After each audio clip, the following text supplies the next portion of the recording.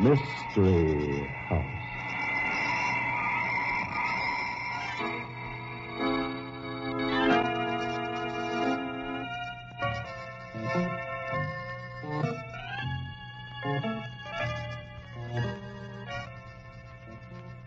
Mystery House, that strange publishing firm owned by Dan and Barbara Glenn, where each new novel is acted out by the Mystery House staff before it is accepted for publication. Mystery House.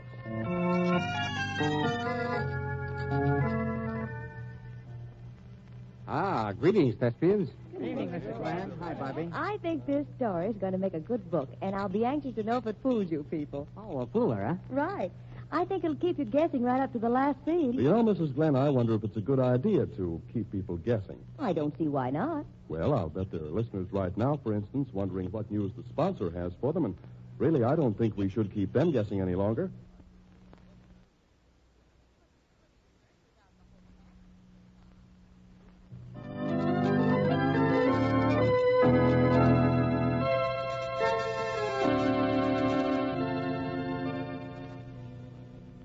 Okay, places, everybody. Set the scene, Tom. Well, another body. Tonight's story opens in the comfortable office of Lieutenant Morse, a police officer of the modern school. A rather timid man is standing before the lieutenant's desk, and Morse isn't paying much attention to him. Richover's the name, Lieutenant. Richauver. Richover. I live at 612 North Tennant Lane. 612 North Tennant Lane. Yeah, I got it. Complaint signed against somebody? Well, no. Not a complaint against anybody I know, I guess. At least I hope not. You see, I found a body in the front yard. Body in the front yard? You what? Did you say a body? Yes. And I'm pretty sure, at least I'd be strongly inclined to believe, that the girl had been murdered. Murdered? What's the girl's name? I really couldn't say. You see, she's a complete stranger to me, Lieutenant Morse. When did you find the body? Not over a half an hour ago. As soon as I found it, I came right down to the police station as fast as I could. Why didn't you phone? I thought about that, but Elsa, she's my wife, she said, Harlan, my first name's Harlan. Yeah. You go right down there and tell the police about it yourself. See that they come right back here with you. If you phone them, they may be hours getting out here, so I came. Yeah. Your wife's watching the body, is she, to see that nobody touches it or moves anything? Oh, yes, she's very efficient. Uh-huh. Elsa wouldn't let anybody disturb anything. You can depend on that. Oh, hello, Gretchen. Now, looks like we got a story for you. Hi, Morse. Hey, wait a minute. Not a story about Mr. Richover, Richauver, Richover. You mean you know this man, Gretchen? I don't believe I've ever met the young lady. Oh, sure, Richie. Gretchen Talley, feature writer on the Chronicle. You remember me, Richie. Sure you do. Hey, wait a minute. What's this all about, anyway? Why, Richie's a genius, Morse. A genius for finding bodies. He finds more darn bodies. Now, please, Miss Talley, The last one was nearly 2 years ago. He didn't know from nothing, Richie didn't. Just found the body. It was a very distressing thing. I came home from work and stumbled across the body right across the doorstep. Yes, I remember. And the prosecuting attorney tried his best to hook you up with the case, but it was no dice. You don't tell me.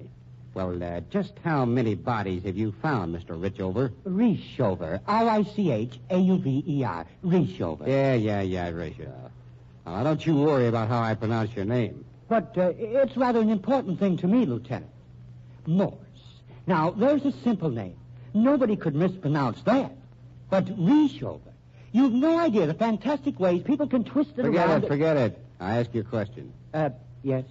How many bodies have you found altogether? Up to this one or including it? Including it.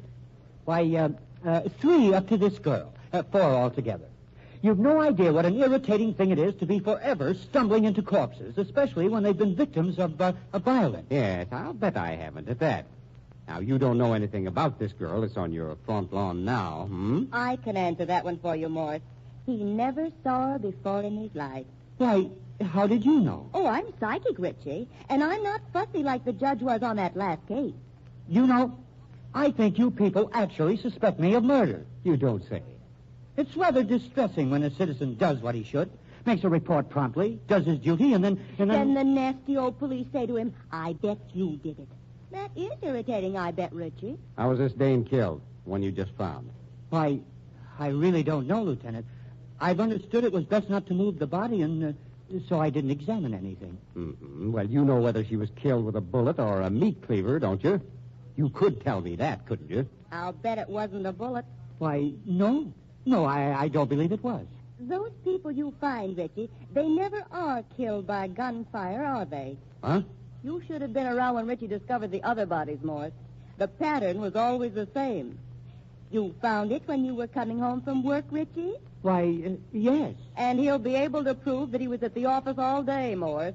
And the coroner will testify that the victim was murdered at least 2 or 3 hours before Richie found the body. See here. I don't have to stand for these insinuations. I'm a respectable citizen. You're a respectable citizen, all right, Richie. You just have one bad habit. Finding bodies.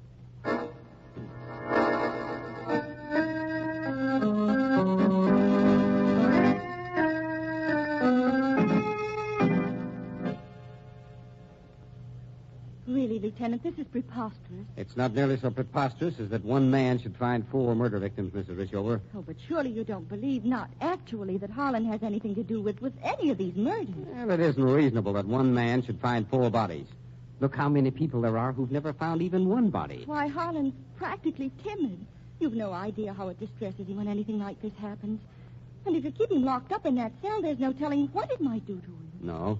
Well, I know what I hope it does to him. What? I hope it breaks him down to the point where I'll get a confession. Oh, that would be much simpler than going to work. Actually going out and finding the real killer, wouldn't it? Look, Mrs. Rishover, I don't blame you for standing up for your husband. But the long arm of coincidence just doesn't reach as far as you want me to think it does. Then you absolutely refuse to let Holland free? I sure do. In that case, I guess I better get him a lawyer. Yeah, I think that'd be an excellent idea, Mrs. Rishover. And if I were you, I'd get a good one. Because Richie's going to need a dandy to get him out of this. Oh, hello, Gretchen. Well, my own private sleuthing party didn't net me much more. No, I didn't think it would. This is Mrs. Rishover, Gretchen. Miss Morse, the Chronicle. I remember Miss Morse. I hope nothing pleasant happened to her. Still sore about the write-up I gave you and Richie when you got married? Why wouldn't I be angry? Hey, what's this all about? Why, Richie'd found 2 bodies before he got married. Elsa's folks brought in a story about the wedding, and there wasn't any mention of the body business. I sort of fixed up the wedding story and gave it a little human interest. You were jealous. You were in love with Holland yourself. Don't make me laugh, Mrs. Rishover. It's true. Holland told me about how you fawned all over him after the second body was discovered, how you brought things to him while he was in jail, and when he got out, you invited him up to your apartment for dinner. A girl has to eat, hasn't she? Richie was darn good copy, and I wasn't passing up any bets. Here's the picture, Morse. Why, it's a picture of Holland. None other. Well, what were you doing with it? You've no right to have a picture of him. I've been out showing that picture to everyone who knew Alice Woodson, Mrs. Rishover. That's the murdered girl's name, in case you're confused.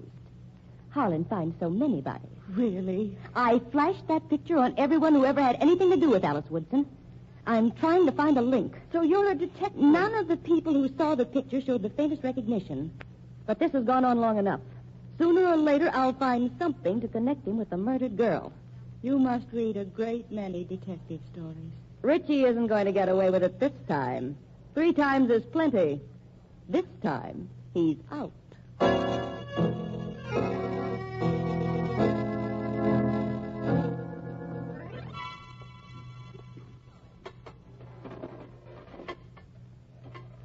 Hello, Lieutenant. You ready to start talking yet, Mr. Rishover? Rishover. Richauver. Rishover. Yeah, Rishover. Gretchen Talley picked up a clue, Richie. A frail, slender clue that most cops wouldn't even bother to follow. And I think she's going to make something out of it, Richie. You know, you can't kill 4 people without making one mistake. What did she find? A girl had a ring in her purse, Richie. A cheap little ring with a rhinestone set in it. I don't know a thing about it. It's the kind of a ring you can buy at any dime store. And there was one just like it on your keychain. I didn't have any cheap ring with a rhinestone in it. Not on my keychain or anywhere else. Yeah? Who are you trying to bluff, Richie? I didn't, and that's the truth. You didn't give the girl that ring and tell her it was an engagement ring? Of course not. I've told you that I never saw the girl before in my life. I know. You're sort of used to telling the police that, Richie. They've been kind of easy on you. But when they get tough, you'd be surprised how tough they can be. You know, they electrocute murderers in this state, Richie. You get out of here. The actual electrocution isn't so bad, I guess, but it's the getting ready for it. You know, when the barber shaves that spot on your head. You get out of here. You can keep me in this cell, but I don't have to listen to you. I don't have to. No, you don't have to listen to me, Richie. But I wish you'd think about it. If you don't get out of here, I'll find another body. Ah, now you're talking, Richie. So if I don't get out, you'll find another body. I've never killed anybody yet, but I'll kill you, so help me. You and that cynical leer on your face. That insolent grin when I tell you the truth. You're driving me crazy. You've been nuts for a long time, Richie. What was the idea of killing those babes, huh? Stepping out on Elsa and afraid you'd get caught? I'd like to strangle you. And you might get away with it. You've got away with 4 murders already. But then again, you might be stretching your luck just a little bit. You might... What have you done to me? Listen, Richie. You can't... Oh, dear. I wonder. No pulse beat. Yes, he's dead. Quite dead. I told him he'd get into trouble, but... Suicide. Yes, that's it. He has a gun. Have to be careful. Handkerchief. No fingerprints. Put it in his hand. Like this. And press the finger. So. Help! Somebody help! Hurry! Now I'm done for, I suppose. Still, I wonder.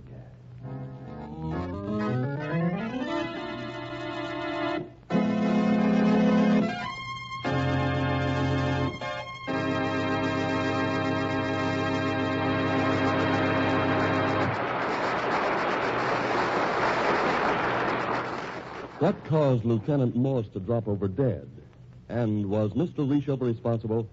Did he murder the other 4 people whose bodies he found? And can he be convicted?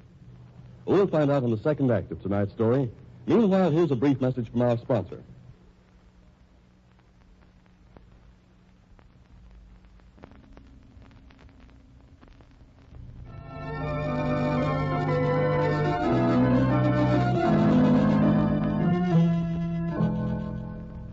And now, Act 2 of Well, Another Body. The scene is Harlan Reshover's jail cell. His wife and Captain Corlett of the homicide squad are there, and Mr. Reshover seems to be somewhat bewildered. Lieutenant Morse was trying to force a confession from you, wasn't he, Harlan? Why, yes, he was. Quite nasty. And he waved his gun at you, and you got scared and grabbed it from him, and you shot him to protect yourself, didn't you? Just a minute, Mrs. Richover. Reshover, Captain. Richauver. Reshover. Mrs. Reshover. I don't give a hang how you pronounce your name, but your wife can't coach you on a defense. I want to hear what you have to say for yourself. But Harlan needs coaching, Captain Corlett. He's such a timid thing himself, and he'd get all involved. That's the idea, Mrs. Richover. I want him to get involved. But I don't, Captain. I love Harlan, You keep and quiet for a few minutes. Now, I want you to tell me what happened, Richover. Why, it was like Elsa said. He waved his gun at me, and... Yes, I got frightened. I thought he was going to kill me, you see, and I see. Listen, Richover. We get awful sore when one of our boys gets killed. Sometimes we kind of lose our tempers. And I think I'm about ready to lose mine right now. But really, Captain... You're a liar, Richover. Not even a very good one. I don't know what you mean, Captain. I had the coroner give Lieutenant Morse the works. As complete an autopsy as ever went through this place. Oh, but really, Captain, you could see the bullet wound in his temple. I don't see why... I could see it, too. The police like to get convictions when they think a man's guilty, Mrs. Richover. But they don't frame a guy by bumping themselves off. But Holland's explained to you why he had to shoot Lieutenant Morse. Look, lady, the guy was dead when that shot was fired. Dead when... Oh, but that's silly, isn't it? If he was dead, then why should Holland... Morse died of poisoning. He had a fresh pack of cigarettes in his pocket with only one gone. That one was in his left hand, about 2/3 smoked. Each one of those cigarettes contained enough poison to kill a horse. For heaven's sakes. The way I figure it, Richover gave Morse that package of cigarettes, not figuring he'd light one while he was still in his cell. But, well, that's not right at all, Captain. Morse lit a cigarette and dropped dead right then and there. Richover was panic-stricken because there was another body to chalk up against him. That's why he got out Morse's gun and fixed it up to look like suicide. But it was suicide, Captain Corlett, really. Look, everything about it was phony. The gun wasn't in the right position in Morse's hand. It wasn't held against his head at a natural angle. And part of the powder burn was on this cement floor. You don't think a man lies down on the cement floor to put a bullet through his head, do you? No, I suppose not. Please, Captain, can't he talk to me alone? Just a minute. Yeah, sure he can. I'll leave right away.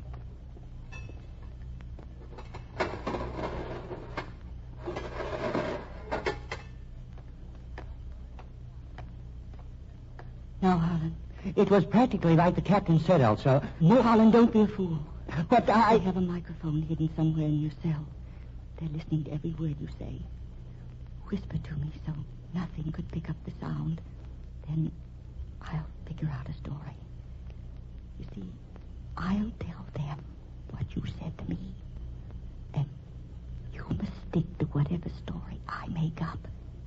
Understand? Yes, I understand, Elsa. You're an awful babe in the woods, Harlan. But I love you. Honestly, I do.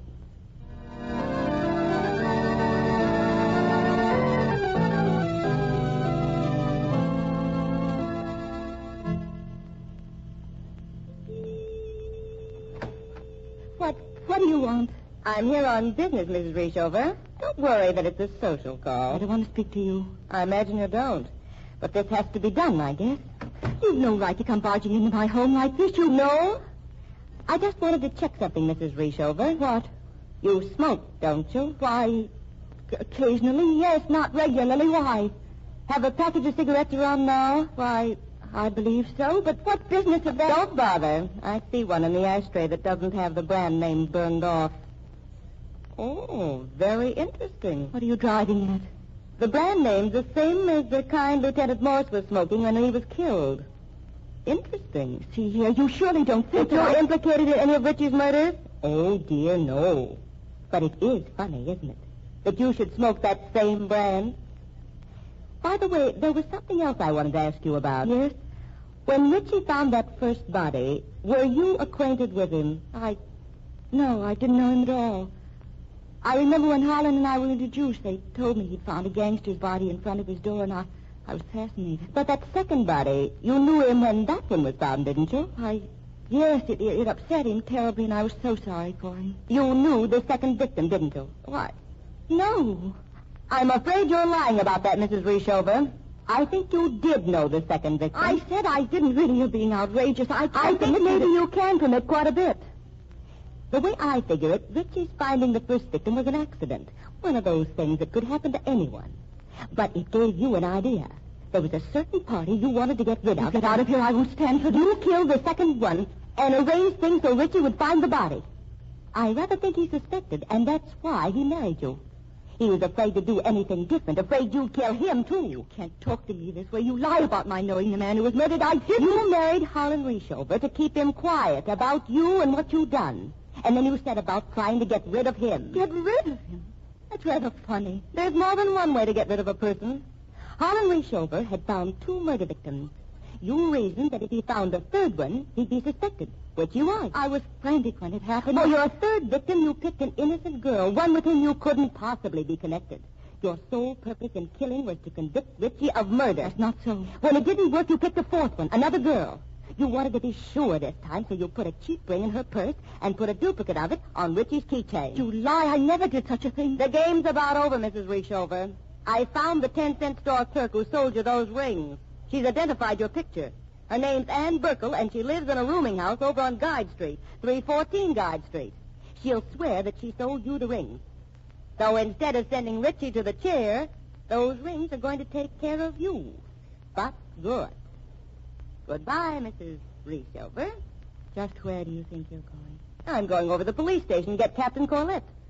I'm going to take him up to Ann Burkle's room. I don't believe you are, Gretchen. Where did you get that gun? I've always had it around, Gretchen. I never knew when it might come in handy. What are you going to do to me? That all depends, Gretchen. There's the phone. What? I said there's the phone. Go ahead and call Captain Corlett. What? I said to phone Captain Corlett. Tell him to go to 314 Guide Street and question Ann Burkle.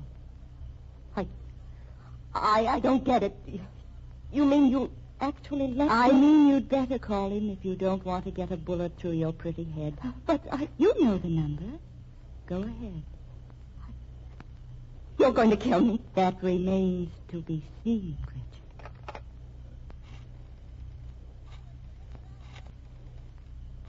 Go ahead. Captain Corlett, please. Hello, Captain. I'm at Elsa Rishover's, and she's holding a gun against my head, Captain. Get here as fast as you can. Thanks. There. Now, you don't dare kill me. You don't dare.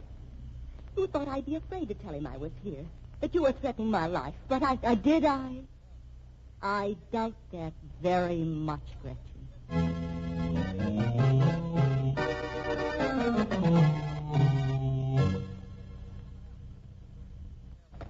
All right, Mrs. Richover, drop that gun. No, thank you, Captain. I think I'll just go right on holding it if you don't mind. What? No, don't worry. I won't hurt anybody unless it's necessary. What's this all about, anyway? Gretchen Talley was in love with Harlan.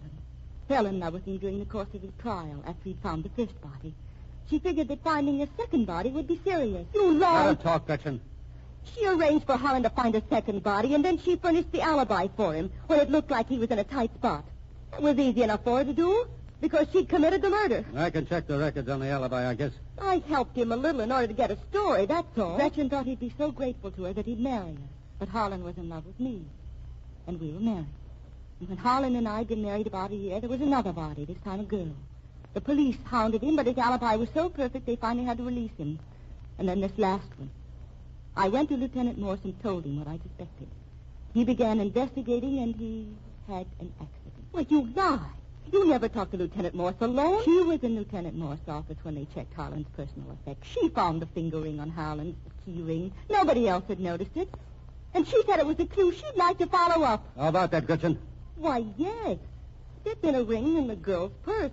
Why wouldn't I check a good story? I've never seen the girl she talks about, this Ann Burkle, who was supposed to have sold me the rings. But I'll bet if you'll go to her room, you'll find she's been murdered. If she's dead, you killed her. Doggone if I know what to believe. She never intended to convict Harlan. All along, all the murders she committed were supposed to get me out of the picture and get Harlan for her. Maybe we better let Mr. Richover get into this conversation. He doesn't seem near as guilty as he did.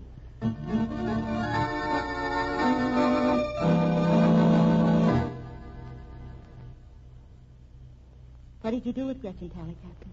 He's in a straitjacket, Mrs. Richover. Stark mad. Is this the stenographer, Captain? Yeah. All set to take it down, Sonny? Sure. Just have him go a little easy, though. I won't hurry. Ready? I, Harlan Rishover, R-I-C-H-A-U-V-E-R, make this statement of my own free will without any promise of clemency. I have never killed anyone. Miss Talley and I were business partners, and I was completely unaware that she had any romantic attachment for me until the episode of the ring. Episode of the ring. Okay. The first murder victim I found, I know nothing about. The other three whose bodies I found were killed by three different people, whose names I will give. Miss Talley, through her newspaper connections, had gained an acquaintance with numerous underworld characters. They paid us very handsomely to have me find the bodies, but threw suspicion completely away from the real murderers. Yet, there was never any real evidence against me except my being in the right place at the right time. Right place, right time. Until the ring business, I had no idea that Gretchen Talley was in love with me. Gretchen Talley had never killed anyone until the Lieutenant Morse and Ann Burkle murders. It was then I realized that she was trying to implicate my wife, trying to get her out of the way. The Lieutenant Morse murder made it apparent that Morse had been on the right track. With this finding of Ann Burkle's body, there remains no alternative but to clear my wife from all suspicion, which I gladly do. Harlan Rishover, R-I-C-H-A-U-V-E-R.